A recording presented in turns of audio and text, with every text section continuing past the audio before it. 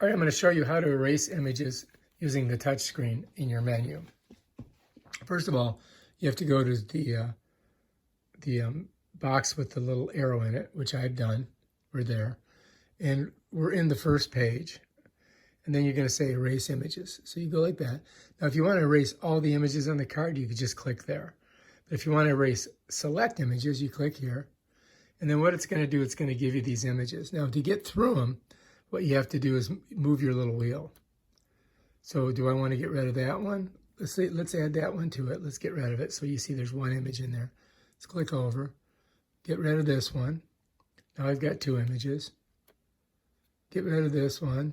Now I got 3 images. So I'm just selecting a certain images, right? Let me get rid of that one too. Now we've got 4 images. Once I'm there, I just come down and I hit this little garbage can with the OK. And then it's going to ask me again, erase select images. So it's giving you an out. You don't have to if you don't want to. If I click there, they're gone. And that's how you do it. Now let's say you want to erase all the images on the card. Go here.